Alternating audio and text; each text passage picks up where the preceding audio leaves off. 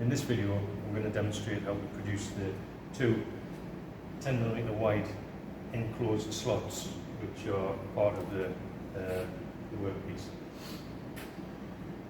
The drawing has stated that the centre line of the slots are 15mm in distance from end E on the drawing, and the start of the slot, in other words the first centre of the slot in this direction, measured from side A is at the front here, and the distance from there to the centre is 12mm. There are various ways of setting position in relation to a workpiece to set X and Y positions. I'm going to show the simplest one, which is by using a setting bar. This can be as simple as a piece of round bar which is held in a collet chuck, and the bar is straight and true and centre to the centre line of the spindle. The diameter of the piece of bar I'm using is 10mm. You need to bear that in mind. To set the first position, which is the 15mm dimension from end A, I need to bring the workpiece and position so that the setting bar is just slightly to the left of the end face.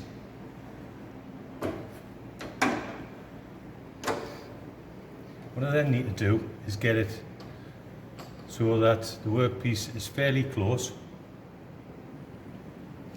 and then use a tried and tested method which is used by many machinists, and that is to use a piece of paper in between the workpiece and the setting bar, and then move gradually in the X direction. I'm moving the table gradually in the X direction until the paper is lightly trapped between the workpiece and the setting bar, as it is now. The thickness of the piece of paper, as shown in the previous photograph, is 0.1 of a millimetre. That means if I zero the X-axis,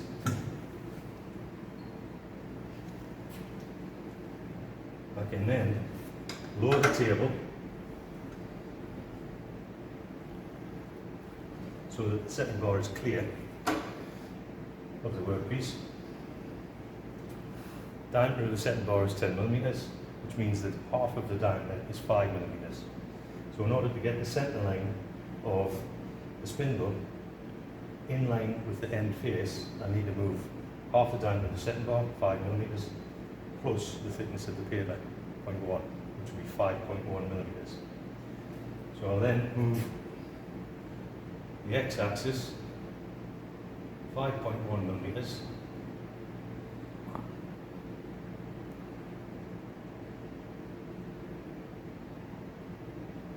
and I will then re-zero the X-axis digital reader.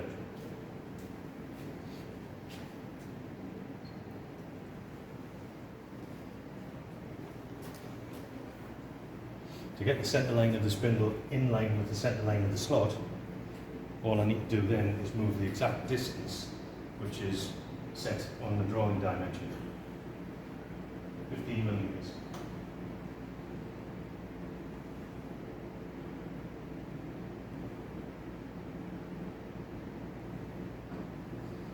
So the centre of the spindle is now in line with the centre of the slot position in the X direction.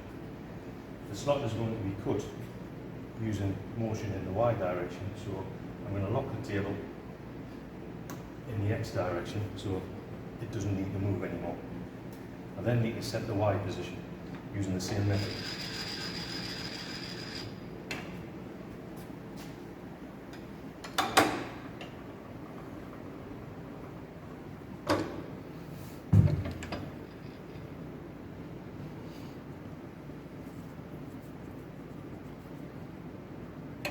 The paper is just lightly trapped between the workpiece and the setting bar.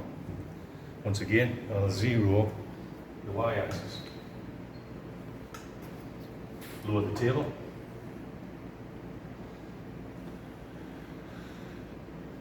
And move the y-axis 5.1 millimeters.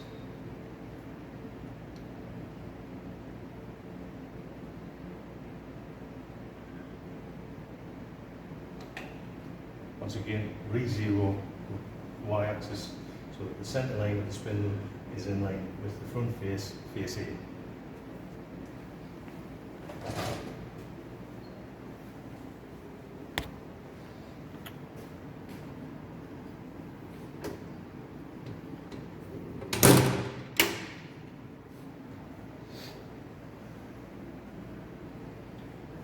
Distance from face A to the centre line at the start of the slot is 12 millimeters.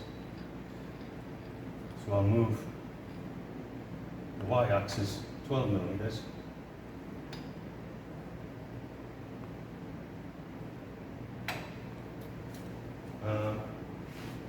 Drawing dimension shows a distance of 20 millimeters between one end centre and the second end centre. That means there's 20 millimeters length between the centre point of the two ends of the slot. The overall length of the slots from end to end will be 20 plus the diameter of the cutter that's going to be used, which is 10 millimeters. So the overall length from end to end of the slot will be 30 millimeters.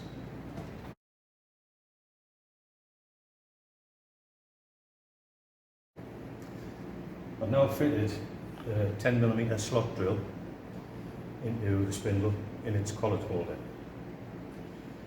I now need to set the height position with the bottom of the cutter in relation to the top of the workpiece. To do that by once again using a piece of paper.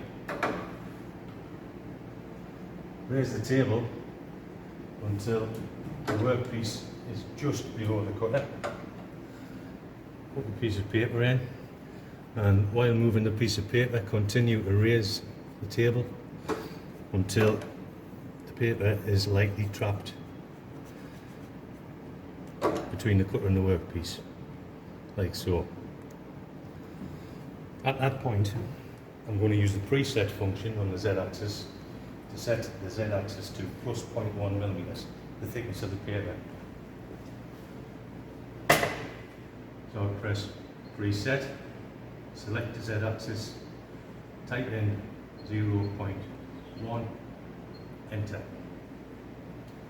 Which means that when the table height is at 0, the bottom of the cutter would be exactly in line with the top face of the workpiece.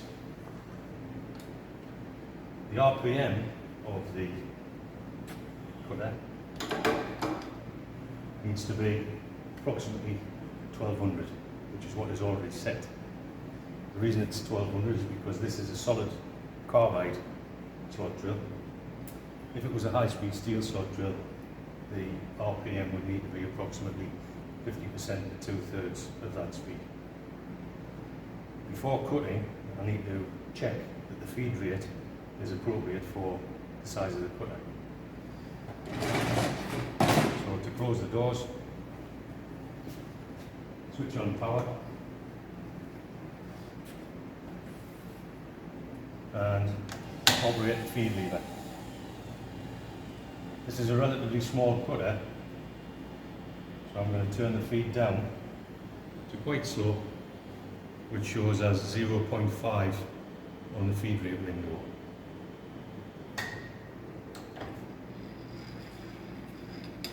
I'll then reposition my y-axis to 12, which is the starting point for the slot. Centre to centre, the slot is 20 millimeters. That means the end position for my slot in the y direction will be 32 millimeters. Start spindle.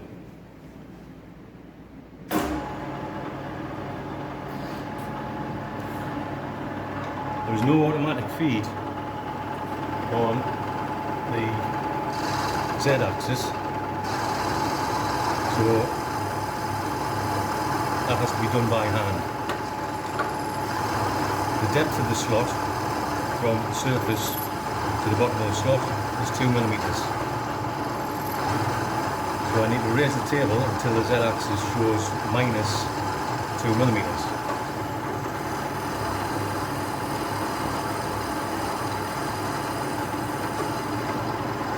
I can then operate the Y-axis feed lever to move the table in the Y-axis towards me. The slot is now being machined.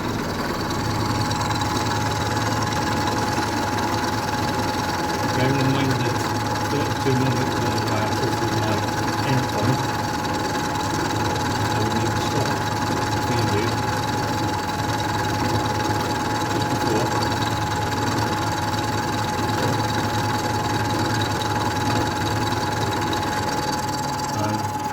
Finish the remainder of the cut by using the hand contour.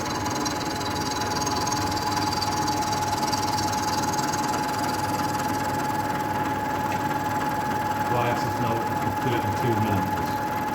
At that point, we'll lower the table so that the cutter is now clear of the workpiece.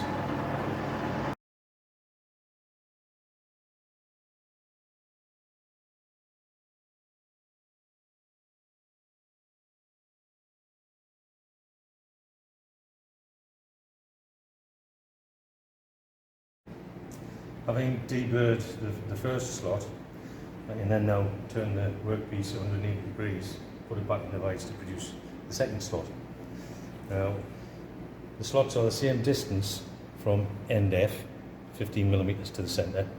However, the position in the Y-axis is not the same symmetrically on the two sides, which means that the start distance is different.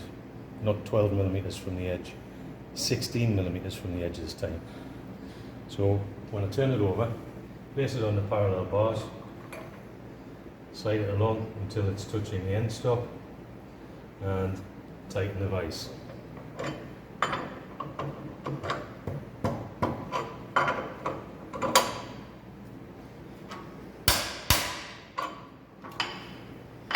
X position is the same, hasn't changed.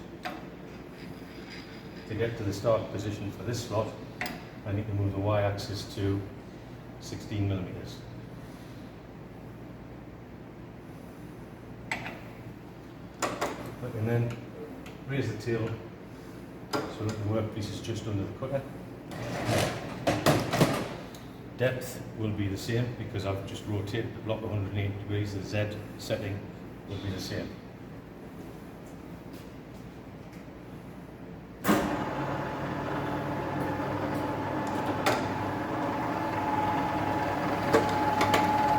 Raising the table to allow the cutter to go downwards to, once again, minus 2 millimeters, 2 millimeters depth.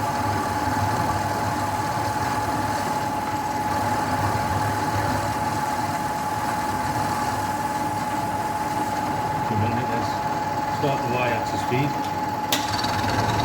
The overall length of the slot is the same on both sides.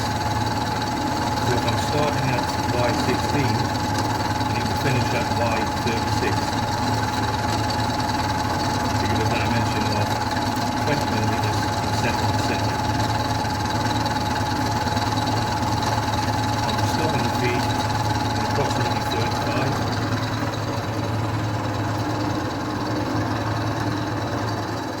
Finishing the last millimeter of the cut using the hand contour.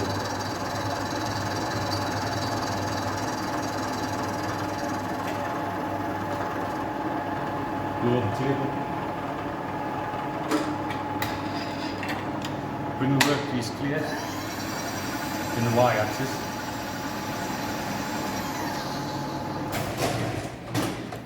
And that is the second slot now finished.